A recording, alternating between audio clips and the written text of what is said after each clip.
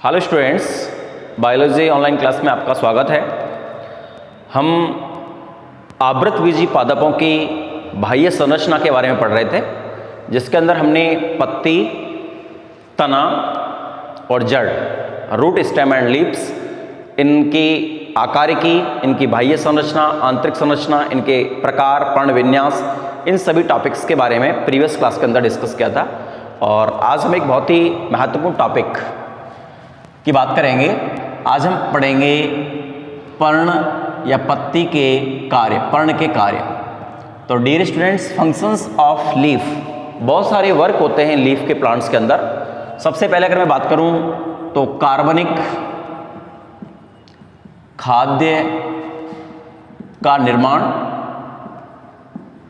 Dear students, leaf chloroplast या chlorophyll का use करते हुए एंड सनलाइट का यूज करते हुए फोटोसिंथेसिस या प्रकाश संश्लेषण की क्रिया करती हैं और कार्बनिक खाद्य पदार्थों का निर्माण करती हैं। नेक्स्ट अगर हम बात करें तो ये गैसों के विनिमय में भी महत्वपूर्ण भूमिका निभाती हैं। गैसों का विनिमय पत्तियों के द्वारा होता है पौधे के शरीर और वायुमंडल के बीच में।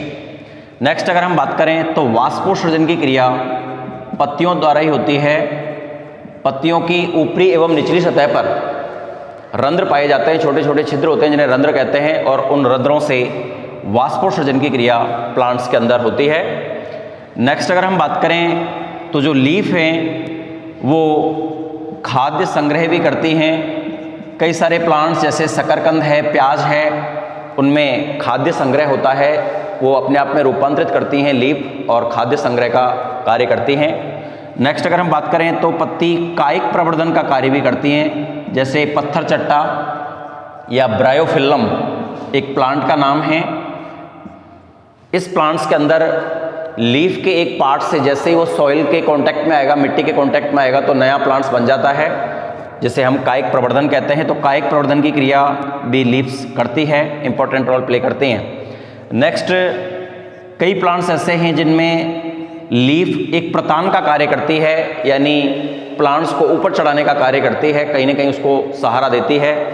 नेक्स्ट अगर हम बात करें तो लीफ सुरक्षा प्रदान करती है। कई प्लांट्स हैं जैसे नागफनी है, नागफनी के अंदर जो पत्तियां हैं वो कांटों के रूप में रूपांतरित हो जाती हैं और वो प्लांट्स को सुरक्षा प्रदान करती हैं। तो डियर स्टूडेंट्स, ये हैं पर्ण के कुछ महत्वपूर्ण कार्य, फंक्शंस ऑफ लीफ। सबसे पहले बताया मैंने आपको, कार्बनिक पदार्थ खाद्य का निर्माण करना, गैसों का विनिमय करना, वाष्पोत्सर्जन की क्रिया में महत्वपूर्ण भूमिका निभाना, खाद्य संग्रह करना, कायिक प्रवर्धन करना, प्रतान के रूप में आरोहण का कार्य करना, सुरक्षा प्रदान करना। तो ये लीव्स के कुछ महत्वपूर्ण कार्य थे जो प्रीवियस क्लास में ये टॉपिक रह गया था। तो आज हमारा एक महत्वपूर्ण टॉपिक था पर्ण के कार्य, ये हमने पढ़ा।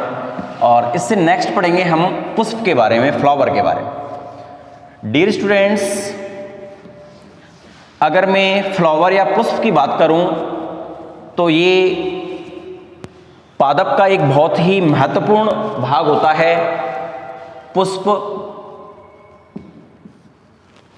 सबसे पहले हम बात करेंगे कि पुष्प है क्या, व्हाट इज फ्लावर। तो पुष्प जमीन से ऊपर होता है, तो इसलिए ये प्ररोह है, मूल नहीं हो सकता, ये प्ररोह होगा। लेकिन प्ररोह के अंदर पत्तियां होती हैं, नोड्स होती हैं, यानी पर्व संधि होती हैं, संधि होती हैं, लेकिन इस तरह की संरचना पुष्प में नहीं होती। तो पुष्प को मैं प्ररोह डायरेक्ट नहीं कह सकता हूं, इसीलिए हम पुष्प को कह सकते हैं रूपांतरित प्ररोह। पुष्प क्या है? एक रूपांतरित प्ररोह है। Flower is a modified shoot. पुष्प एक रूपांतरित प्ररोह है in which nodes and internodes are condensed and leaves are make many part of flower. इसके अंदर जो पर्व और पर्व संधियां हैं वो संगठित हो जाती हैं, एक स्थान पर दब जाती हैं, और जो पत्तियां हैं वो पुष्प के विभिन्न भाग बनाती हैं।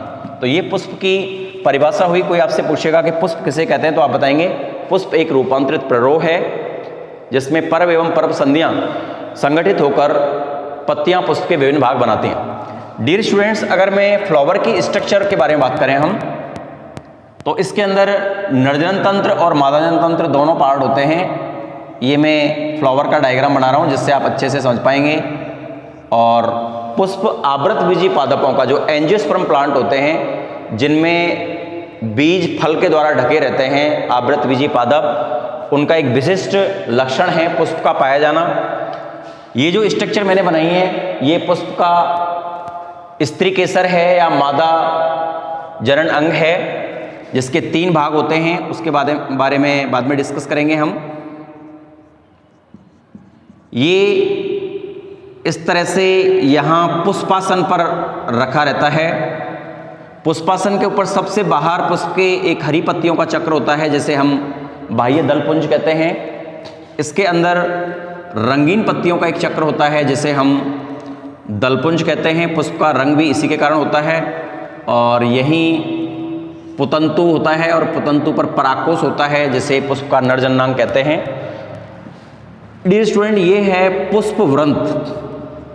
पुष्प को जिस भाग से हम पकड़ते हैं वो स्ट्रक्चर कहलाती है पुष्पवृंत। इसके ऊपर का पार्ट जो चौड़ा भाग है इसको कहते हैं पुष्पासन। नेक्स्ट हरी पत्तियों का एक चक्र है, इसको बोलते हैं बाह्य दलपुंज।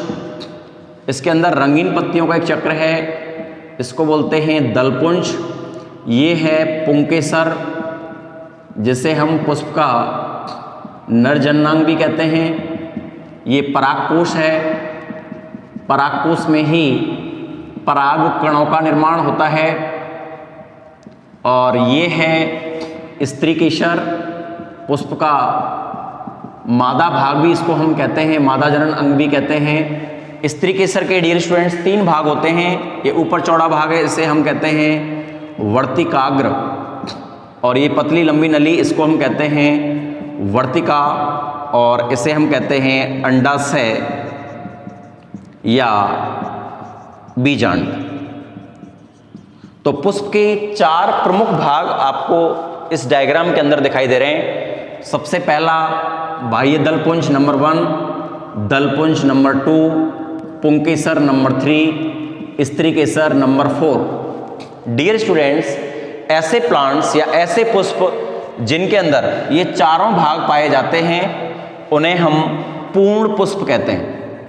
और ऐसे पुष्प जिनके अंदर इनमें से कोई भी भाग अनुपस्थित होता है तो उसे हम अपूर्ण पुष्प कहते हैं। इसमें 2 चक्र होते हैं, दलपुंज और बाह्य दलपुंज, दोनों मिलकर के सहायक चक्र बनाते हैं,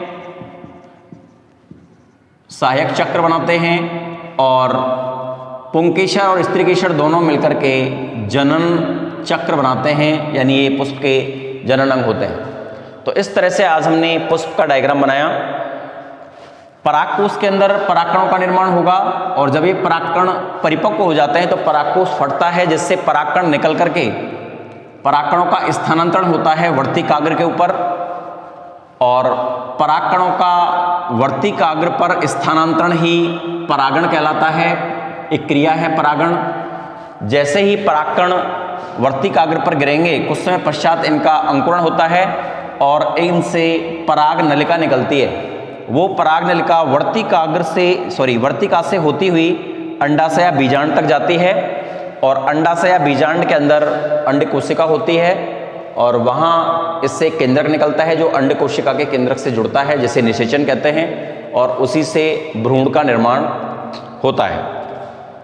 तो इस तरह से डियर स्टूडेंट्स हमने फ्लावर की स्ट्रक्चर पढ़ी, पर्ण के कार्य पढ़े, और अभी हम छोटा सा एक एक्सप्रेशन देंगे बीजांड का कि किस तरह से बीजांड की स्ट्रक्चर होती है। क्योंकि आप आवृतबीजी पादपों के बारे में पढ़ रहे हैं तो आपको बीजांड के बारे में भी पता होना चाहिए। बीजांड की संरचना इस तरह से होती है,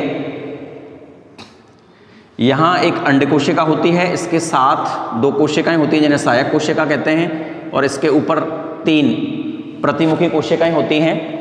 यहाँ बीच में भी एक बड़ी कोशिका होती है जिसे हम ध्रुवीय कोशिका कहते हैं, जिसके अंदर 2 केंद्रक होते हैं, और इस तरह से अध्यावरण होता है बीजांड के ऊपर। ये बीजांड की संरचना है, इसको बोलते हैं बीजांड वृंत, और इस पूरी स्ट्रक्चर को बोलते हैं बीजांड काय। बीजांड काय और बीजांड वृंत को जोड़ने वाली संरचना, यह स्थान जहाँ पर बीजांड काय और बीजांड वृंत जुड़ते हैं इसको बोलते हैं हाइलम। इसके चारों तरफ आवरण होता है उसको बोलते हैं अध्यावरण, इसके बीच में ये बड़ी कोशिका है, इसको बोलते हैं अंडे कोशिका। इसके साथ में 2 कोशिकाएं, इनको बोलते हैं सहायक कोशिका। बीच में है, इसको बोलते हैं ध्रुवीय कोशिका। और ध्रुवीय कोशिका में 2 केंद्रक हैं, इनको बोलते हैं ध्रुवीय केंद्रक। और ये है प्रतिमुखी कोशिकाएं, क्योंकि इसको बोलते हैं बीजांड द्वार, और बीजांड द्वार के विपरीत दिशा में पाई जाने वाली कोशिकाओं को बोलते हैं प्रतिमुखी कोशिकाएं या प्रतिमुखी सेल्स। और ये वाला स्थान कहलाता है निभाग। और अध्यावरण में एक खांच होती है, इस खांच को कहते हैं रैफे। तो डियर स्टूडेंट्स, इस तरह से ये बीजांड की संरचना है। जैसे ही पराग नलिका बीजांड के पास आएगी तो ये बीजांड में या तो निभाग से प्रवेश कर सकती है, या अध्यावरण से प्रवेश कर सकती है, या ये बीजांड द्वार से प्रवेश कर सकती है, कहीं से भी प्रवेश कर सकती है। लेकिन जाना इसको अंडे कोशिका के पास है, और जैसे ये अंडे कोशिका के पास जाएगी उससे पहले इसको सहायक कोशिका में जाना पड़ेगा, क्योंकि सहायक कोशिका के अंदर एक तंतु होता है जो पराग नलिका को दिशा प्रदान करता है कि अंडे कोशिका इधर है। और जैसे ये अंडे कोशिका में प्रवेश करेगी पराग नलिका, तो यहाँ जाके ये फट जाएगी और इससे एक केंद्रक निकलेगा जो अंडे कोशिका के केंद्रक से जुड़ जाता है, और इसी से भ्रूण का निर्माण होता है, इसलिए भ्रूण 2n होता है। और दूसरा केंद्रक, 2 केंद्रक होते हैं पराग नलिका के अंदर, दूसरा केंद्रक ध्रुवीय कोशिका के केंद्रक से जुड़ता है, और इसी को हम त्रिक संलयन कहते हैं, क्योंकि 3 केंद्रकों का संलयन हो रहा है, इसलिए इसको त्रिक संलयन कहते हैं। और इससे निर्माण होता है भ्रूणपोष। भ्रूणपोष होता है भ्रूण को पोषण प्रदान करने वाला ऊतक, और इसीलिए भ्रूणपोष 3n होता है, त्रिगुणित होता है। और इसमें निषेचन 2 बार हुआ है, एक बार यहाँ, एक बार यहाँ। इसी क्रिया को आवृतबीजी पादपों के अंदर दोहरा निषेचन कहते हैं। तो डियर स्टूडेंट्स, आज हमने पर्ण के प्रमुख कार्य, पुष्प की संरचना, पुष्प के विभिन्न भाग, पूर्ण पुष्प, अपूर्ण पुष्प, और बीजांड की संरचना, त्रिक संलयन, निषेचन और दोहरा निषेचन। 2 बार निषेचन की क्रिया हुई है, एक बार अंडे कोशिका में, एक बार ध्रुवीय कोशिका में, दोहरा निषेचन। तो इन कुछ महत्वपूर्ण पॉइंट्स जो कि आवृतबीजी पादपों से संबंधित हैं के बारे में पढ़ा है, जिसका PDF फाइल मैं आपको व्हाट्सएप ग्रुप पे सेंड करूंगा। आप उसको देखेंगे और वीडियो को देख करके अपने टॉपिक्स को समझने की कोशिश करेंगे। It's all for today. Thank you so much.